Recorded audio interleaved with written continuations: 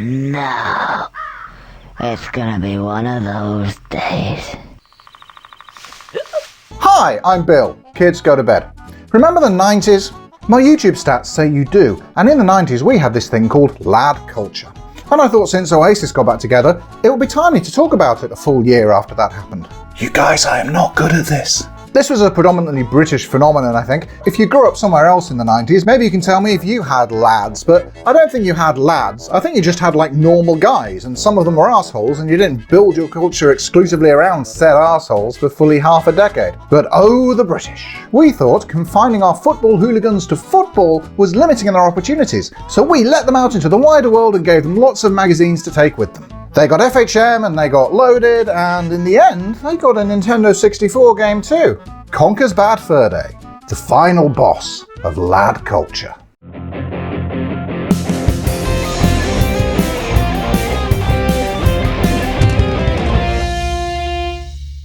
Lads were your mid-90s working class kind of guys who liked football and music and shouting at birds, and not in a cute way like when Minerva does it. This was a misogynistic culture that appealed to a lot of young men, and magazines were how it spread. People weren't so online back then, so magazines were the big cultural cornerstone. Loaded started with a lad's holiday in Barcelona after a football match, music blaring, attractive young women everywhere, the men getting drunk, all that. And one of the guys who founded the magazine said there should be a magazine like this. He wanted to capture that feeling of the perfect away game holiday. So James, are you guys just a bunch of drunken louts who got together to set up a magazine and somehow quite accidentally cracked it? Yeah. No more drunken than anyone else. And you can see why that's very appealing. It's like influencers today will present to you an idealised picture of this perfect life, and you might not be able to live that picture yourself, but they'll sell it to you and you can look at it. I don't think it's that cynical, by the way. I think that's how all media works at a base level. You show people what you think they want to see. You give them a taste of what they might want to experience. It is what it is. See my game shelf here? That's aspirational. But you show that to people and it's so attractive and people want to see it so much that you've got their eyeballs fixated on you, and then you're no longer giving them a glimpse into your culture, but you're shaping theirs. With great power comes great responsibility. And the lads making Loaded and other men's lifestyle magazines in the 90s weren't necessarily the responsible sorts. But I don't think it was particularly sinister or calculated. So Loaded, with the tagline "For men who should know better," blew up. Peak monthly sales of 457,318. Plus there was FHM, which, while older, leaned more into that sort of space in the 90s. And that peaked at 775,000. It's into this culture that the Nintendo 64 is released when it comes to the UK in 1997. Me, I was just too young for lad culture, but I was 13 when the Nintendo 64 dropped, and as I mentioned in my Doom 64 video, this console was my teenage years. Not looking to score, playing Mario 64. That was terrible. Instead of looking at scantily clad ladies, I was hunting demons in Hades. Fuck, I might be a nerd or something. I remember one time my parents were away and I had a couple of friends over and we played a single marathon round of Super Smash Bros. That lasted like 8 hours overnight, then in the morning went to a local shopping centre to get our Mews. I remember banging a load of Red Bull in the Mew queue and I'm not sure my teeth ever recovered. That was how you got a Mew in first generation Pokemon back then, by the way. You had to go to a pop-up Nintendo event and they'd transfer it to your cartridge. They should bring that back. Anyway, I was too cool for lads mags, but that didn't mean I wasn't impacted by them. Obviously, being that age, there were kids at school who'd hide copies of Loaded in their bags and show them around at break time, but that's not what I mean. See, I read magazines too, but I read gaming magazines, and the lad mag culture made its way there too. It's fair to say that lad culture got everywhere anyway, but people with careers in magazines worked in different magazines. Maybe some of those made it over to gaming. I'm going to be honest with you, dear readers. This channel is not yet at the size where I can spend thousands of euros on magazine back issues on eBay and spend my time thumbing through them to compare the names of all the writers. Like and subscribe and become a channel member, and maybe one day it will be, but today is not that day. I can make the argument with just one guy though. Dominic Diamond wrote for FHM and for Gamesmaster magazine. He also, of course, presented Gamesmaster, which was this huge TV show about games that we had to watch because we didn't have YouTube yet. Our options were very limited and none of them were good. A lot of fun, for sure, and enjoyable, but not good as in, you know, nourishing or wholesome or edifying. You can pick any episode and you'll find Dominic Diamond making innuendos about joysticks. Question on everybody's lips is, does Bob Cryer fiddle with his joystick? Or being weird at women. I think I feel like a bit of a boy-girl-boy situation, so Scott, if you play first, with Dola in the middle, and George, you can bring up the rear. In one episode, he marries the singer Wigfield, and she looks about as comfortable as you'd expect if you thought about it for any length of time, unlike the people who worked on Gamesmaster. Although I'm marrying Wigfield, it doesn't mean I'm divorcing you.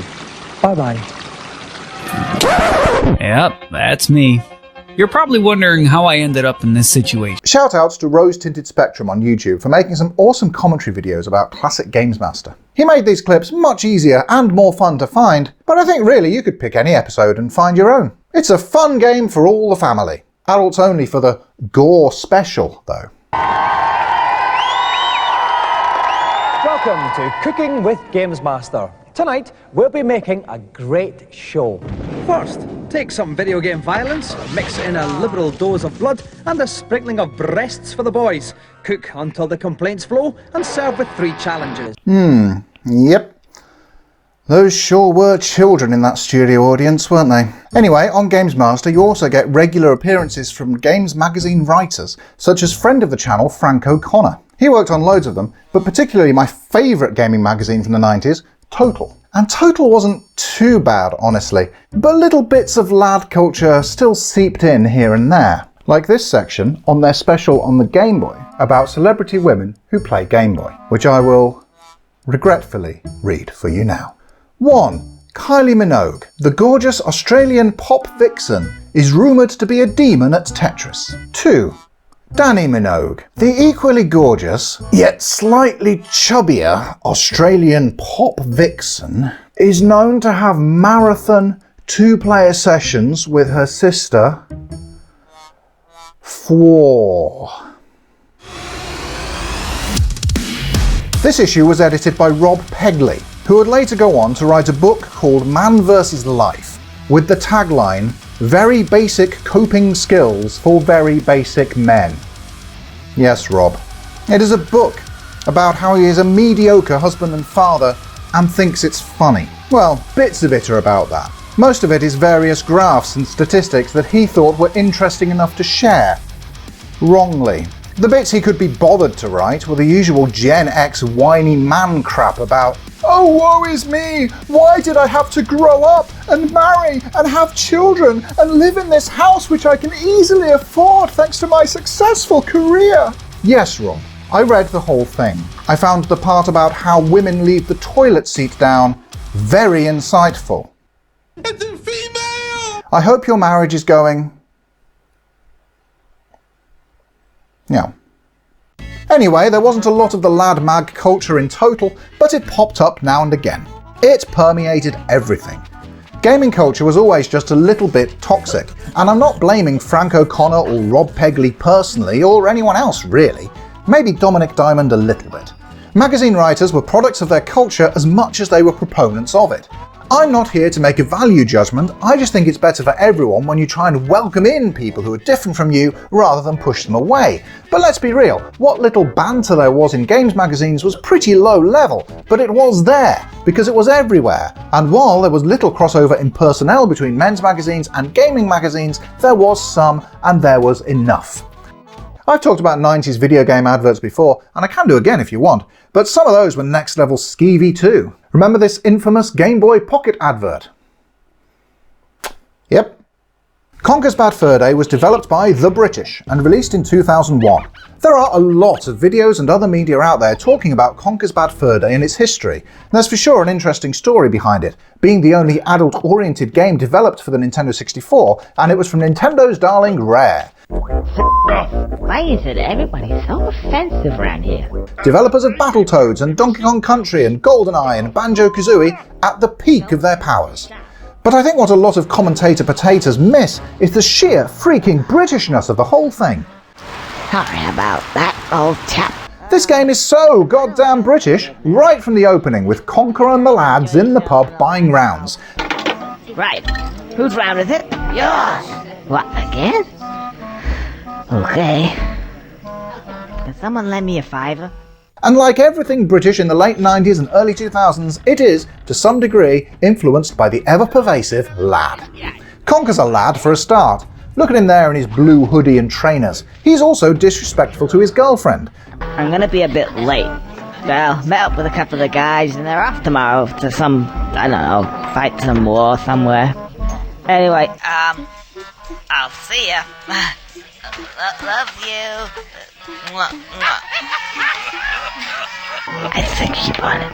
This is the setup at the start of the game, and lads, there are so many lads. Everyone's a lad. Conker's a lad. This Scarecrow's a lad. These beetles are definitely lads. Alright, who's this? Looks like one of them Skittles. Look, we should get down there, kick the shit out of him. This bee here is one of many female stereotypes in the world of the lads. The wife who's having to take care of the hive herself because her no-good husband's off with another woman. Conker finds this out and makes a crack about her being unattractive. Oh, really? That doesn't surprise me. Whoop! Nothing. This is all right at the start of the game. This whole video could just be this. You can make that yourself though. Just rewatch my Conker's Bad Fur Day streams and drink every time you see a lad. You won't make it through the first hour. Marvellous! As well as the characters and the humour, this game is very early 2000s edgy. Does that mean that it was bad then? Or that it's aged badly now? I think I'm going to shirk my responsibility of being your moral compass and let you decide. Watch this. See what you reckon. I've seen some kicking ass in my time, and that is the crappiest kick-ass I've ever seen. Yeah, that was pretty crap.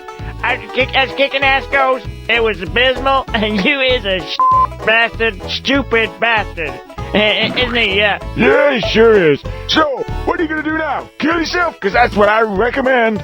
Yeah, you should kill yourself. And man, we got a rope right here. And we got a rope. Yeah, we got a rope. There you go. What kind of friends are you? In that case, I is gonna kill myself. I'm gonna kill myself right now. That's all there is to it. You.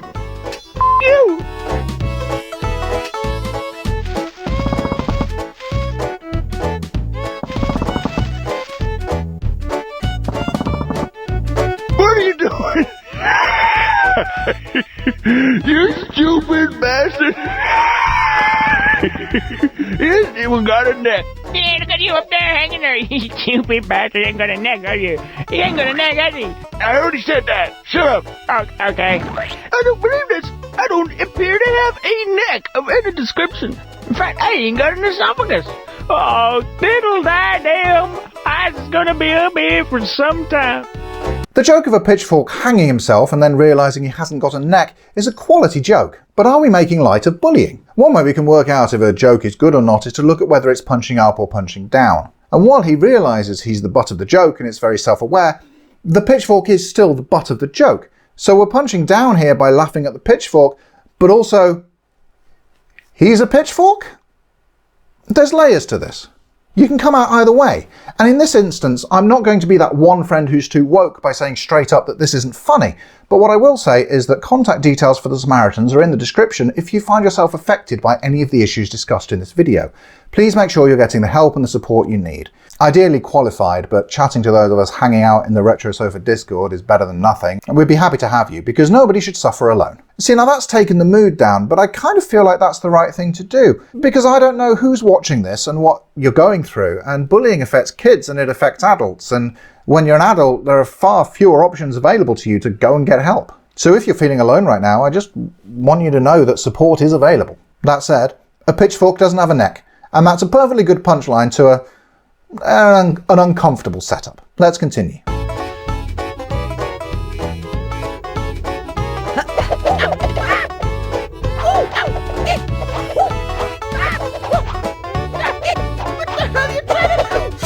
This is gonna hurt.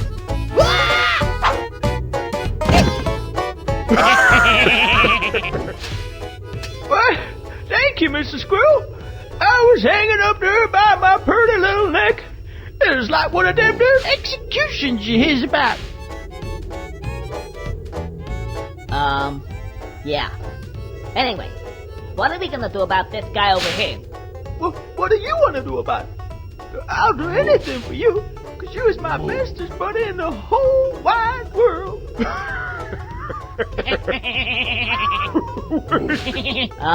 Just a second. What are you doing? Get off me!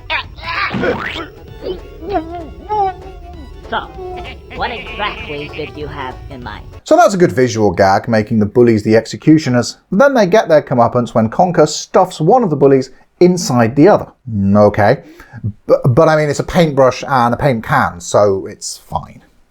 So this whole sequence, overall, I mean, how do you feel about it? At the time, I found it hilarious and I didn't give it a second thought. But now I'm a little bit more aware of injustice, woke, if you like. And I don't know, when you analyse it, it's kind of uncomfortable, right? But also I don't mind if you want to deal with this crappy world by just shutting off your brain a little bit and enjoying a classic pitchforks don't have necks joke. I don't think that makes you a bad person.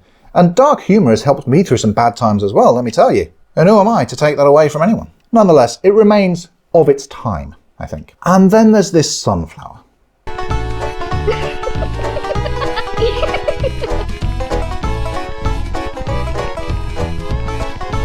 There you go. She's all yours. Oh, thanks very much. I'm going in. Wish me luck, fella.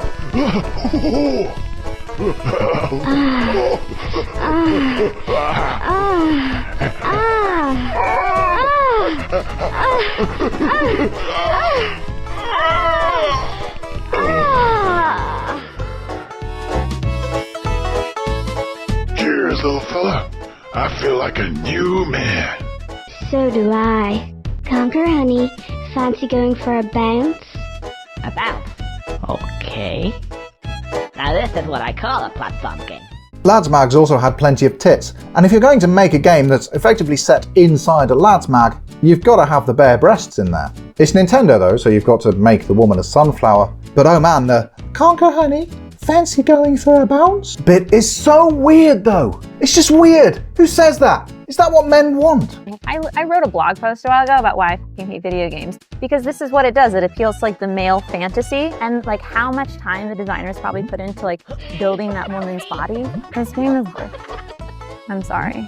Because part of lad mag culture is of course the refusal to grow out of adolescence, to keep the duh boobs mindset going long after you've been physically intimate with someone, to regress into a deliberate lack of understanding of real human sexuality like your Steve from American Dad. Not only am I going to that dance, but I'll bet each of you $20 I also get boob. All teenage boys want is boob. They don't know what it's for, they don't know what they'll do with it if they get it, but like dogs chasing cars, teenage boys chase boob. At least as far as the stereotype goes. And where Lads Mags and I meet, and I think everyone does to some degree, if we're honest with ourselves, is in not really wanting to grow up. That's all it is at the end of the day, but there are different ways to do that, and some are more toxic than others. As long as you're just doing your own thing or everyone's playing along, it's fine. But lad mag culture, to some degree, forced all women to play along, whether they wanted to or not. I found it really weird looking through loaded magazine covers and seeing Natalie Imbruglia in her underwear. And there are several reasons I won't show you that here, but I will show you her first album cover left of the middle. Is that someone who's out to be a sex symbol? The album cover's not giving Sabrina Carpenter, you know? Natalie Imbruglia gave an interview to The Independent in 2022, where she talked about wearing baggy clothes in the music video for her first hit single Torn because she was so body dysmorphic and insecure. That was 1997, and the loaded cover was in 2000. So maybe she was feeling better about herself by then, and I hope she was. But she was one of many women in the 90s and early 2000s who were artists. Brilliant, clever creatives doing amazing work. And they too were expected to take their clothes off for men's magazines. As always, I have no issue with women who take their clothes off as part of their careers. As long as that's what they chose to do, that's cool. What Natalie Imbruglia and many other artists and presenters and actors wanted to do was create art. And once they hit the big time in the era of lads mags, they're pressured into revealing their bodies as well in order to further their artistic careers. FHM did a shoot with presenter Gail Porter and then projected her bare ass onto the Houses of Parliament without telling her. She would later tell BBC Scotland, "It made me stay in bed for quite a long time." And of course the media didn't handle it sensitively. Mark Lamar, you dick. And he's a tosser. Another point, hold on. Well done, Sean. Thank you. Come on, Gail, say he's got like shitty pants or something.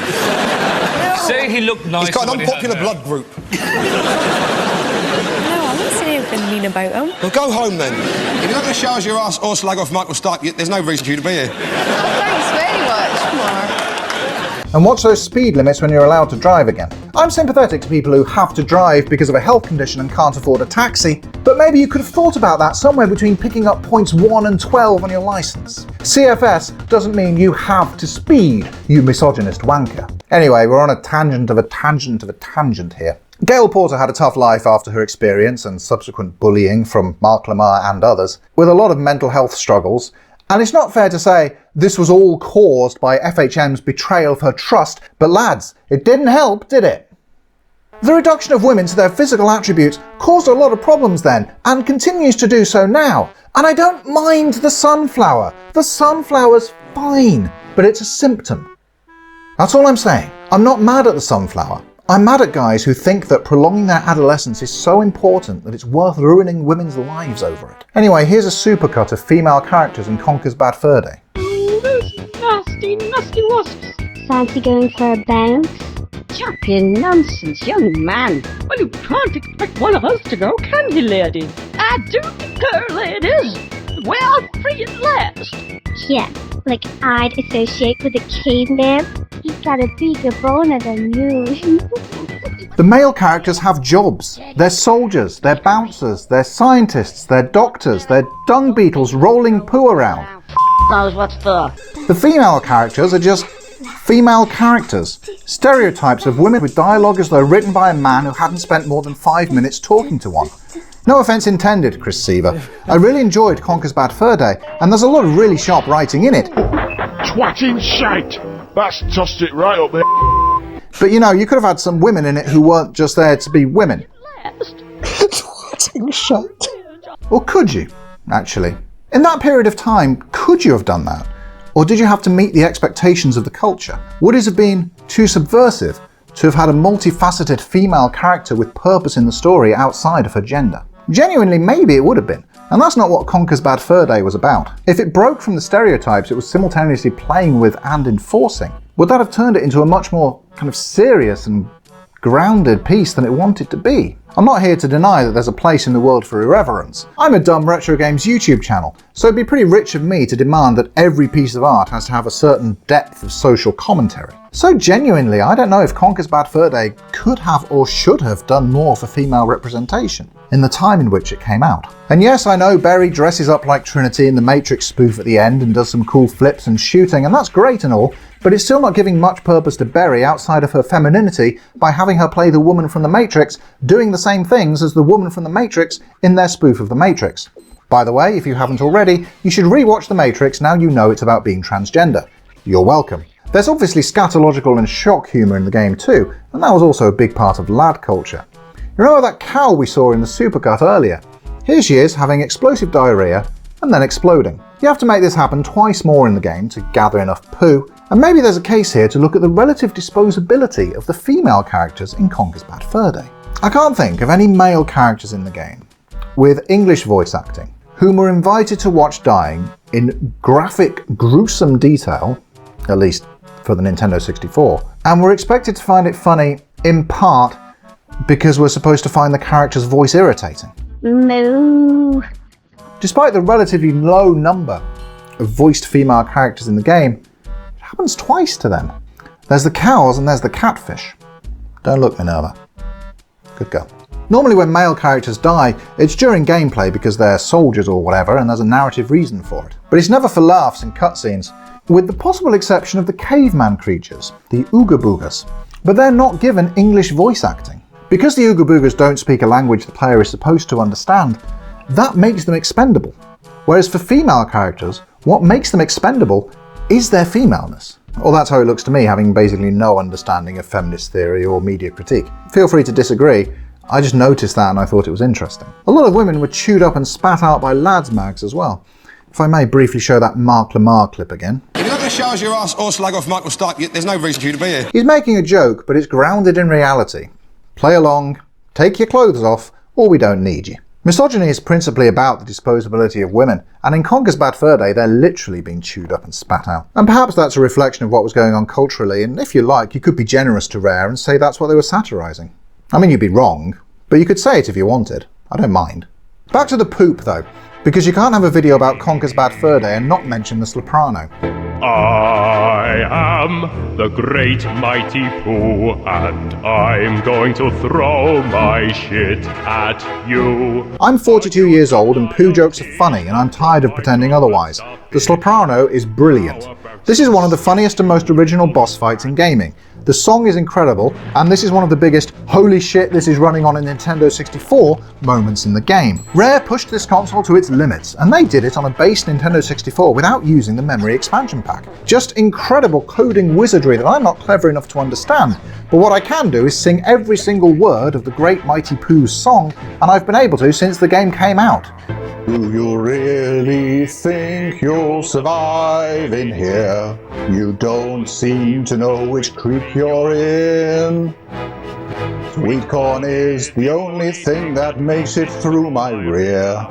How do you think I keep this lovely grin? It's lad humour for sure, but it's so good, and I'm going to use this opportunity afforded by the Soprano to talk about nuance. I'm obviously caught mentally somewhere between my nostalgic love for Conker's Bad Fur Day and my desire to be the wokest woke who ever woked. I relish that inner conflict because the answer isn't one way or the other, it's a little bit of both. You can be a good person and you can appreciate Conker's Bad Fur Day while understanding its context and being critical of its less savoury aspects. You don't have to go all the way one or the other. Exploding Cows? Didn't like it.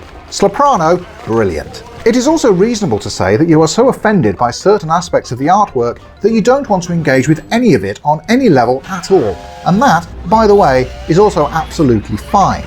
I think what's important when looking at a work like this is to understand its context and where it's problematic and be informed when you make a personal decision for yourself about how or whether to engage with it. And I'm not going to judge anyone for coming to a different conclusion to my own. This game is old enough now that I personally don't feel the need to sharpen my pitchfork when I engage with its more problematic elements.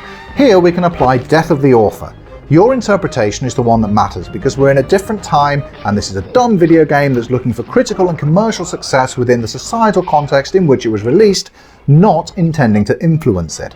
It was, in my opinion at least, not created with the intention to deliver a message about gender politics or really much of anything else. Therefore, we can dismiss the author's intention as being the primary source of meaning that we take from the piece and look instead as our own interpretation from our own societal context. I'm a man and I've read one book, therefore I think I understand theories of literary criticism. My point is that this is not a love story. Didn't even finish it, but shh. Look, I tell you I'm not a squirrel. Get your hands off me. What are you then? I'm an elephant. Squirrels aren't short and furry. They're big and grey. What? Yeah, that's for twitchy noses. They don't have them? No, they're long and snouty. And they also have flappy ears. Are you sure? Course I'm sure. See ya!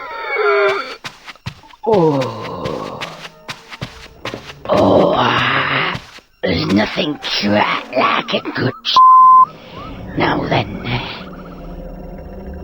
what? It's alright. That's not a squirrel. He's an elephant. An elephant. You stupid twat. Yeah, so we're getting to the Ooga Booga chapter. I love the amount of variety of this game. Before I move on, do Americans call each other twats as well, or is that specifically a British insult?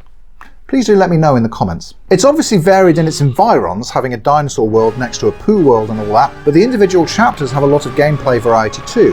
Hi there. Mummy.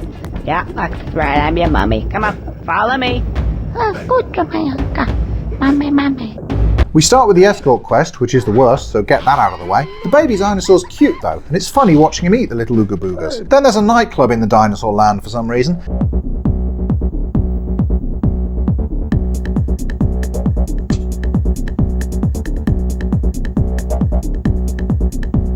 Whoa, what? And Conker's a lad, so he gets drunk in the club, then he needs to piss. And obviously you have to get him to piss on the other club patrons so they curl up into balls and roll onto switches. I think this is the only Nintendo 64 game with a pissing mechanic. You can use the toilets in Duke Nukem 64, but there's no gameplay mechanic. Duke just stands there for a moment while a water sound plays, then he says, much better. Hi all, fun fact from the editing desk. I actually mixed up Duke Nukem 64 and Duke Nukem 3D there. Check out the difference. Much better. That better. If you know another Nintendo 64 game that has pissing as an actual mechanic, please do let me know, because I gotta play that game! Oh boy! Why is that in the script? Then you've got the Godfather spoof.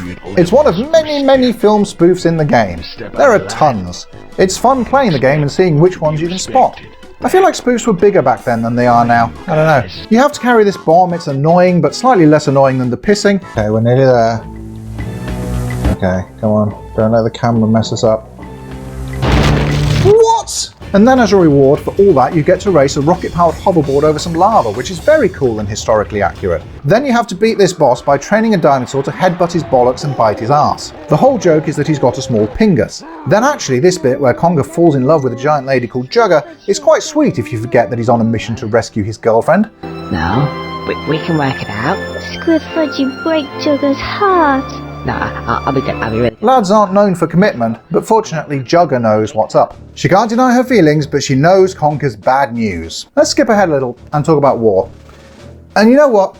I'm going to content warning this bit, because despite everything we've seen so far, this chapter is dark from start to finish. It's a sharp shift in tone, and this video is going to have to shift with it. We start with the Saving Private Ryan... You know what? This doesn't count as a spoof. They're just doing Saving Private Ryan. Let's watch together.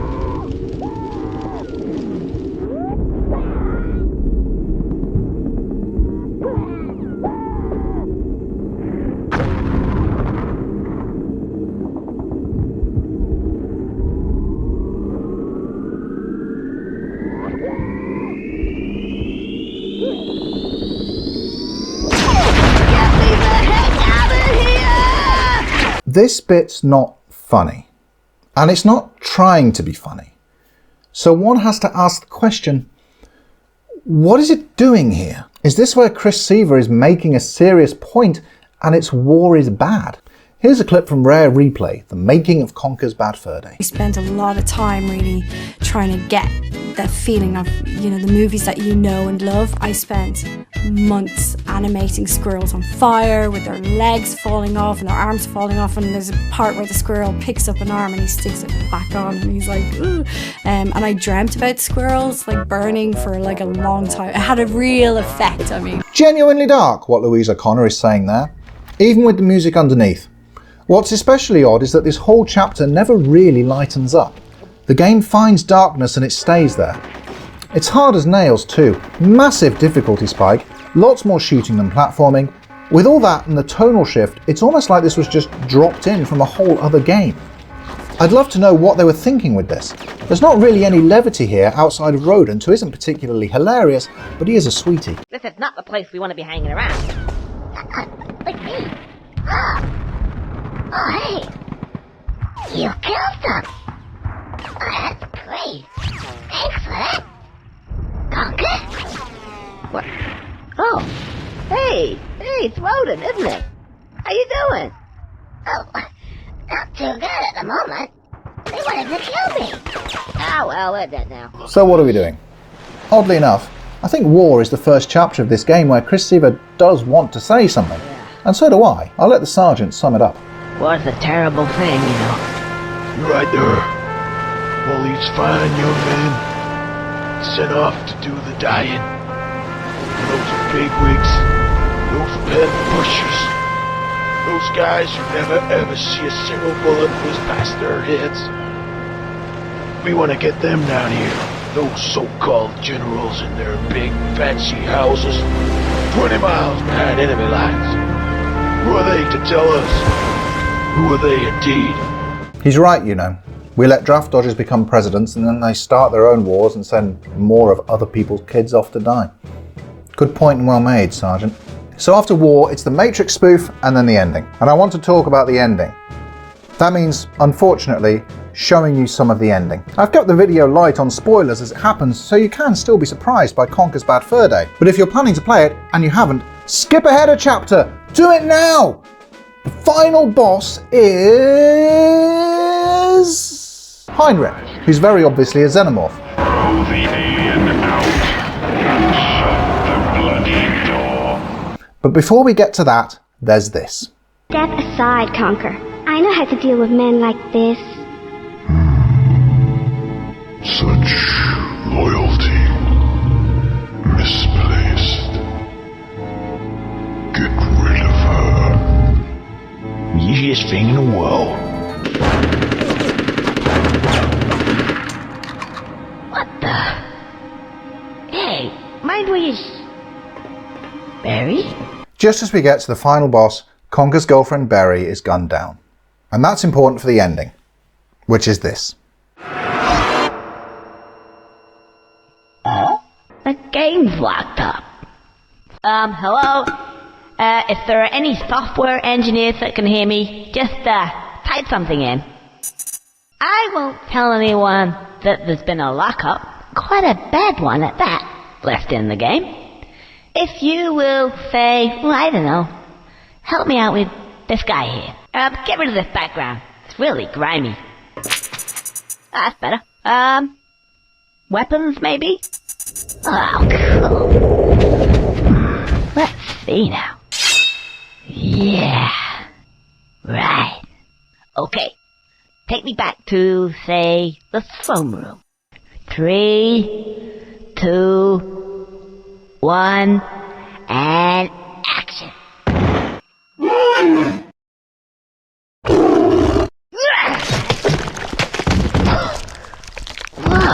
who are these guys? Oh, hello. It's you again. There seems to be an empty throne. Come on, Conker. Up on to the throne with you. I don't really want to be king. Oh no, I forgot to... I should have brought Barry back to life. Oh no. Hello, programmer. They're gone. What are you doing? Get off. It's okay, it'll be good. And the rest of the guys. Marvelous. Oh, king. King. Oh, Conker. Yes, king. Oh no. Of all the people in the world that I don't like, I'm in a room full of them. I guess you know who these guys are now? 'Cause I certainly do. I don't want to know them. And yep, I may be king. I have all the money in the world. And all the land. And all that stuff. But you know, I don't really think I want it. I just want to go home with Barry and, I don't know, have a bottle of beer.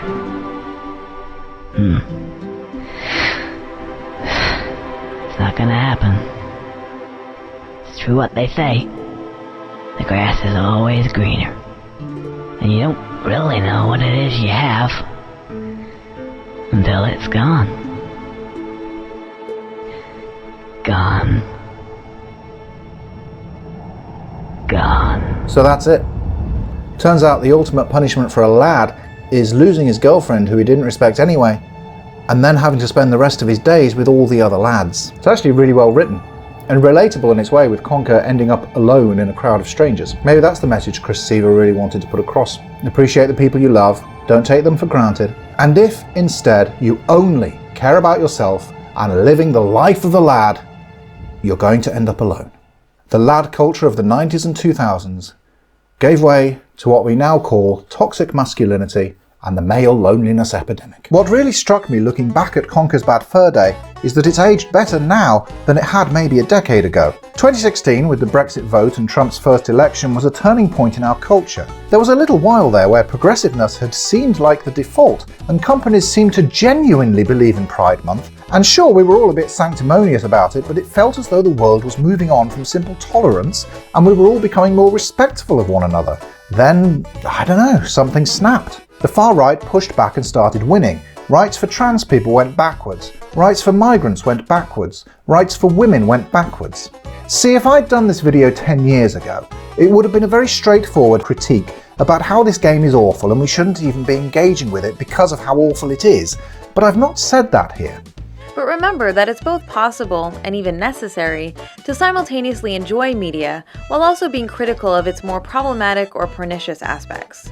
I've been critical of it, yeah, fiercely in some ways, but not damning, because lad mag culture was grubby and unpleasant, but at least there was some joy in it. There was camaraderie.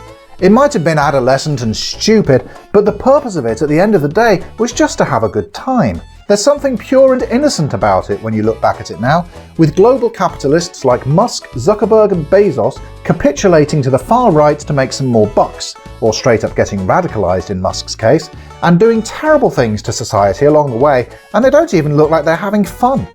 Toxic masculinity now isn't banter, it's saying women shouldn't vote and men should get to do what they want, and also it's really anti-Semitic for some reason. I'm not going to go deep on the manosphere. You all know what's up, and if you don't, I can recommend some other videos by creators who are doing some great work, links in the description. But the manosphere influencers aren't having fun either.